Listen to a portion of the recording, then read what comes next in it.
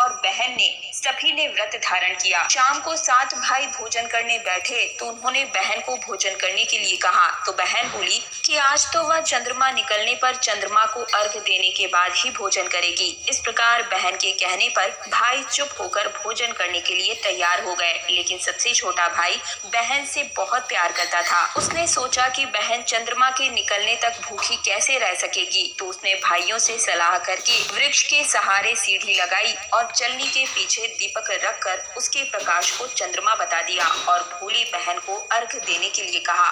भाइयों ने इस तरह बहन से अर्घ दिलाकर भोजन करने के लिए कहा। तब बहन ने अपनी भाभियों से भी भोजन करने को कहा, किंतु उन्होंने भाइयों के द्वारा छल किया जाना बताकर ननद को भी भोजन करने से मना किया। लेकिन फिर भी भोली बहन ने भाइयों के बहकावे में आकर भोजन करना स्वीकार कर लिया।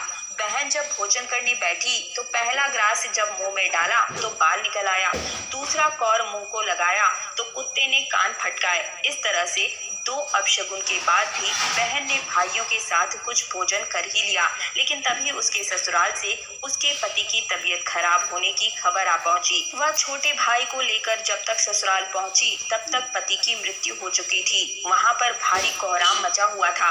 माँ ने अपनी लड़की को ससुराल भेजते समय ये समझाया था कि जब वह पति के गांव पहुंचे तो घर जाते समय जो भी बड़े बूढ़े व्यक्ति नजर आए, जो स्त्रियां मिले, उनके पैर छूती हुई जाना और उनसे आशीर्वाद जरूर लेना और जो भी सुहाग का आशीर्वाद दे उसे सोने का टका दे देना। उसने ऐसा ही किया। जब वह पति के घर पहुंची तो वहां का हाल देखकर हतप्रभ रह गई। मुख से एक ही बार चीख निकली और फिर वह गुमसुम सी एक और बैठ गई। उसकी सास ने उसे धरती पर पड़े पति के पास ले आकर बैठाया। कुछ देर बाद वह जोर जोर से डकारने लगी और बोलने लगी, हाय, भूल से मैंने व्रत भंग कर दिया। हे श्री गणेश जी महाराज, आप मुझे क्षमा कर दें, मेरा अपराध तो आप ही क्षमा करेंगे।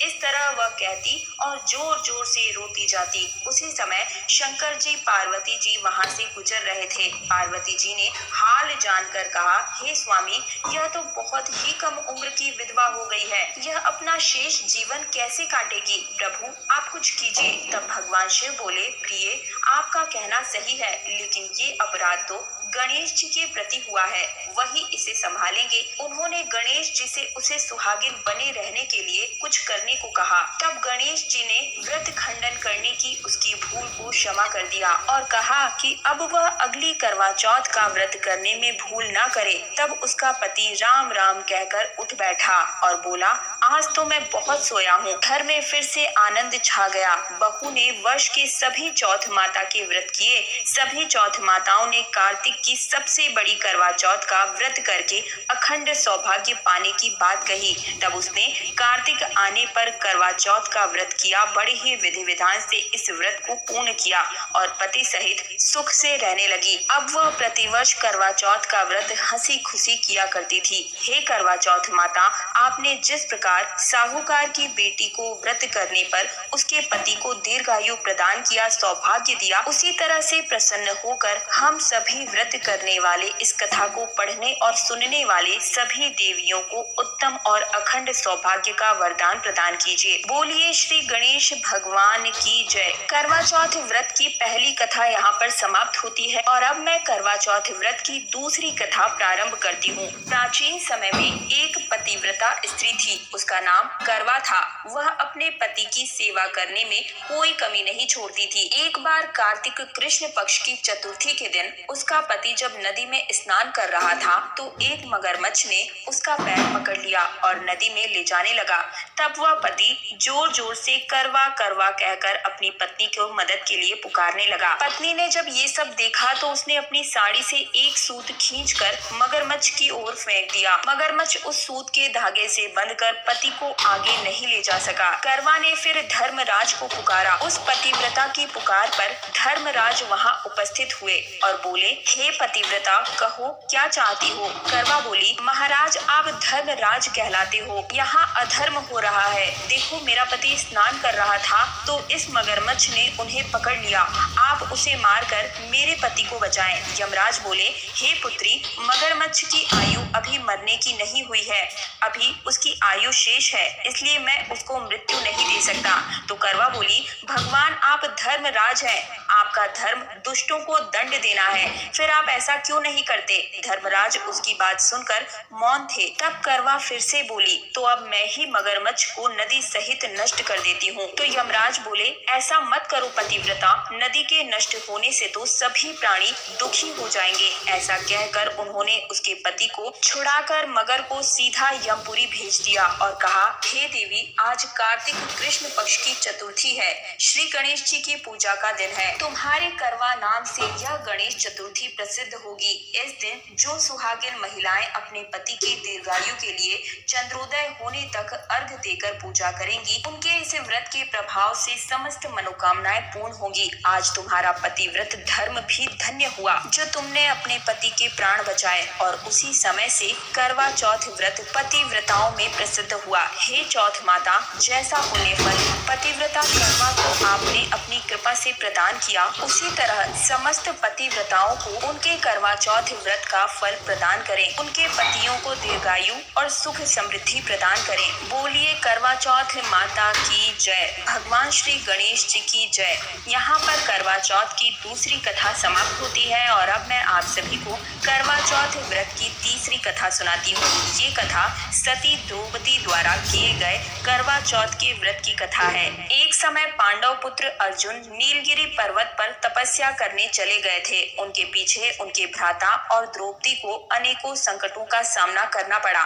साथ ही द्रौपदी भी अर्जुन के विषय में चिंतित रहने लगी। एक दिन द्रौपदी ने भगवान श्री गणेश का स्मरण किया और उनके दर्शन देने पर उनको अपने संकटों के विषय में बताया। तब शोकाकुल सती द्रौपदी को धैर्य बंधाते हुए श्री कृष्ण ने संकटों के निवारण हेतु एक प्राचीन कथा सुनाकर यह व्रत अनुष्ठान करने का परामर्श दिया। उन्होंने द्रौपदी को बताया कि एक बार महिलाओं को कष्टों से दुखी देखकर पार्वती जी ने भगवान भोलेनाथ से कोई ऐसा व्रत बताने को कहा जो कि सुहागिन स्त्रियों को हर प्रकार से सुखी बनाए रखे, उनके पतियों को दीर्घ आयु प्रदान करे और उन्हें सदा सुहागिन रहने का आशीर्वाद दे। तब भगवान शंकर ने उनको इस प्राचीन व्रत का वर्णन कर विवाहित स्त्रियों को हर प्रकार से सुख संपन्न रहने एवं उनके पतियों को दीर्घायु प्रदान करने वाला बताया। उन्होंने कहा कि एक समय एक नगर में ब्राह्मण परिवार रहा करता था, जिसमें 4 पुत्रों के अलावा एक कन्या गुणवती भी रहा करती थी। परिवार के सभी व्यक्ति धार्मिक थे और वर्ष की सभी पूजा पाठ, व्रत इत्यादि किया करते थे।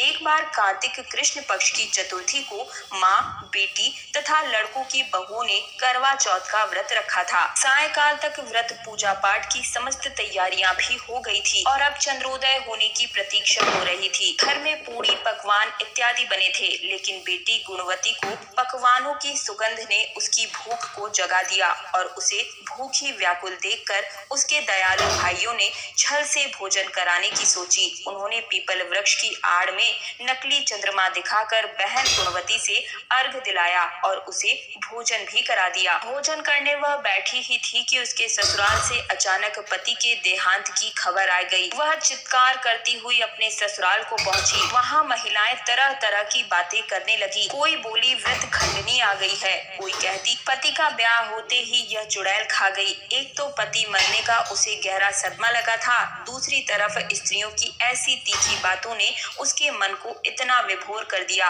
वह धरती पर पछाड़ खा खा कर रोने लगी। हाय, मैं सचमुच राक्षसी हूँ, मैंने अपने पति को खाया है। हाय, मैं इतनी भूखी थी कि मैंने भोजन नहीं, अपने पति को खाकर भूख बुझाई। इस तरह कहकर वह विलाप करने लगी तथा गुणवती अपने पति के साथ सती होने के लिए भागी भागी शमशान भी पहुंच गई। चिता में कूदना ही चाहती थी कि चौथ माता ने उसे रोक लिया और बोली, बेटी, तुमसे भूल नहीं हुई, तुम्हें भाइयों ने भुलावे में डाल दिया था। देख, तेरा पति अब जीवित हो उठा है, तुम घर जाकर उसकी प्रतीक्षा करो। गुणवती घर पहुंची तो उसका पति वहां बैठा मिला। घर में चारों ओर खुशियां छा गई। स्त्रियां कहने लगी कि गुणवती का पति व्रत धन्य है और सत्य है। तब गुणवती सहित सभी स्त्रियों ने भी अगले वर्ष से करवा चौथ व्रत आने पर विधि पूर्वक पालन करने का निश्चय किया। कार्तिक कृष्ण पक्ष से जब भी करवा चौथ आई तो गुणवती ने विधि विधान के साथ व्रत किया। श्री कृष्ण जी बोले, हे द्रौपदी, तुम भी इस व्रत को करके अपने अपने समस्त संकटों को दूर कर सकोगी। यह कार्तिक मास अगला ही मास है। तुम करवा चौथ व्रत को विधि पूर्वक करोगी तो अपने सभी संकटों से मुक्ति पा जाओगी। बोलो चौथ माता की जय। भगवान श्री गणेश जी महाराज की जय। करवा चौथ व्रत की तीसरी कथा समाप्त हुई और अब मैं आप सभी को करवा चौथ व्रत की अंतिम और चौथी कथा सुनाती हूँ। एक वणिक परिवार में 7 बेटों की बहुएं थी। 6 बहुओं के पीहर वाले बहुत ही धनी थे और भरे पूरे परिवार के थे। छोटी 7वीं बहू के परिवार में कोई भाई बहन नहीं था तथा वह बहुत ही गरीब भी थी और इसी कारण 6 बहुओं के पीहर से तो बहुत दान दिया जाता और उसके बाद भी उसके भाई जब भी आते बहुत सारा सामान लेकर आया करते थे। इस तरह से परिवार के उन 6 बहुओं का बहुत ही मान सम्मान था। लेकिन छोटी बहू घर का सारा काम काज करती किंतु सभी उसकी बुराइयां करते रहते थे। प्यार उसके सास ससुर भी नहीं किया करते थे, उसे खरी खोटी सुनाते रहते थे। एक दिन छोटी बहू घर से निकल पड़ी और बियाहबान जंगल में जा करके जोर जोर से दहाड़े मारकर रोने लगी। आज करवा चौथ का दिन था। उसकी जेठानियों ने घर में करवा चौथ व्रत के लिए उनके भाई करवा और सौभाग्य की सामग्री, श्रृंगार, पिटारियां आदि लेकर आए थे। छोटी बहू के घर में कौन था जो उनके लिए इतना कुछ लाता। इसी से वह दुखी होकर जंगल में रोती हुई विचरण करने लगी। एक नाग उसके रोने को सुन रहा था। वह अपने बिल से बाहर निकलकर उसके सामने आया और मनुष्यों की बोली में पूछने लगा, बहन तुम क्यों रो रही हो? आज तो करवा चौथ का व्रत का दिन है, हंसी खुशी अपने व्रत को पूरा करो। छोटी बहू पहले तो नाग को देखकर डर गई और फिर साहस करके बोली, आज करवा चौथ का दिन है, सब बहुओं के भाई आज करवा और बहुत सा सामान लेकर आए हैं, लेकिन मेरे पीहर में तो ऐसा कोई नहीं जो मेरे लिए करवा और सामान ले आता। काश मेरा भी कोई भाई होता तो मेरे लिए करवा लेकर आता। यह सुनकर नाग को दया आ गई। वह बोला, बेटी तुम अपने घर को जाओ, शायद तुम्हारा कोई मुंह बोला भाई घर पर करवा लेकर आए। यह सुनकर छोटी बहू घर को आ गई। संतोष से सभी कामों में लग गई। कुछ देर बाद एक मनुष्य आया और छोटी बहू के सास से बोला कि मैं तुम्हारी छोटी बहू का भाई हूँ। उसके बचपन में मैं बाहर जाकर रहने लगा था, अब जाकर घर वापस आया हूँ।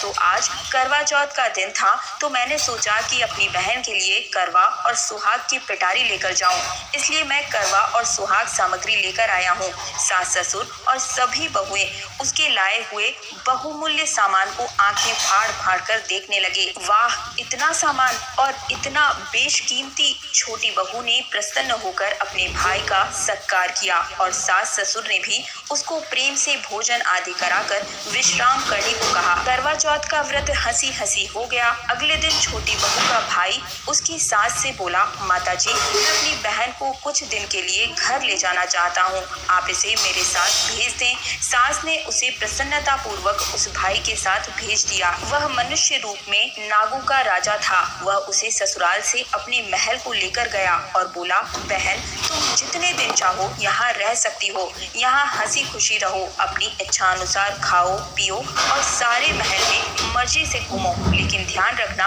कि सामने वाले नाद का ढक्कन उठाकर कुछ नहीं देखना। छोटी बहू भाई के महल में आराम से रहने लगी थी, लेकिन एक दिन जब उसका भाई कहीं गया था तो उसने नाद का ढक्कन उठाकर देखने का विचार किया। उसने सूने महल में नाद के ढक्कन को उठाया तो नाग के बच्चे इधर उधर घूमते हुए मिले। जब उसे किसी के आने का आभास हुआ तो उसने जल्दी से ढक्कन को रख दिया। जल्दी जल्दी में ढक्कन रखने से एक नाग के बच्चे की पूंछ पर ढक्कन पड़ गया और उससे वह कट गई। शाम को नाग भैया आए तो बहन ने सच सच बात कहकर अपनी गलती मानते हुए भाई से क्षमा मांगी। नाग भैया ने उसे क्षमा भी कर दिया। वह पूंछ कटा नाग बंडा बंडा नाम से बड़ा चिढ़ता था। उसने एक दिन अपनी नागिन माँ से पूछा कि उसकी पूंछ कैसे कटी, तो जब उसे मालूम हुआ कि उसकी बहन ने नाद का ढक्कन जल्दबाजी में रख दिया था और उसी से उसकी पूंछ कट गई, तो बंडा बोला कि मैं उससे बदला लूंगा, मैं कुछ नहीं जानता, बस मुझे बदला लेना है। तो माँ ने समझाया कि वह गलती से हुआ था, जानकर तो उसने नहीं किया था। तो बंडा बोला, यह मैं नहीं जानता, लेकिन मैं उससे बदला जरूर लूंगा। एक दिन बंडा अपनी बहन के घर चुपचाप पहुंचकर छिप गया। वह अवसर की ताक में था कि उसे काट कर घायल करे। कमरे में जहां बंडा छिपा था और उसकी छोटी बहू बैठी थी, वहीं उसकी सास आई और बातों ही बातों में उसने बहू से पूछा, बहू, तुझे सबसे प्यारा भाई कौन लगता है? बहू ने तुरंत प्रसन्न होकर कहा, माताजी, मुझे बंडा भैया सबसे प्यारे लगते हैं। बंडा यह बात सुन रहा था। वह सोचने लगा कि मुझे धिक्कार है जो मैं अपनी बहन को जानबूझकर काटने आ गया। वह वहां से चुपचाप लौटने लगा। तभी उसे याद आया कि कल करवा चौथ का व्रत आने वाला है। तो उसने वहां से लौटकर करवा और अन्य ढेर सारा सामान इकट्ठा किया और अपनी बहन के घर ले जाकर पहुंच गया। बहन और उसकी सास ने उसका बहुत ही प्यार से स्वागत सत्कार किया। जब वह घर पहुंचा तो माँ ने उससे पूछा कि क्या तुमने अपनी बहन से बदला लिया? तो बंडा बोला, माँ, वह तो मुझसे सबसे ज्यादा प्यार करती है। ऐसी बहन से भला कोई कैसे बदला ले सकता है? अब तो बंडा अपनी बहन के घर हर करवा चौथ पर करवा और अन्य सामान लेकर जाने लगा। सब लोग भाई बहन के प्यार से बहुत खुश थे। हे करवा माता, जैसे तुमने छोटी बहू के दुख के दिन फेरे, उसी तरह अपने अन्य व्रत करने वाली माताओं और बहनों के दुखों को भी दूर करना और सुहागिनों को उनके अखंड सौभाग्य के साथ संतान सुख भी प्रदान करना। बोलिए करवा चौथ माता की जय। बोलिए श्री गणेश जी भगवान की जय। इस तरह से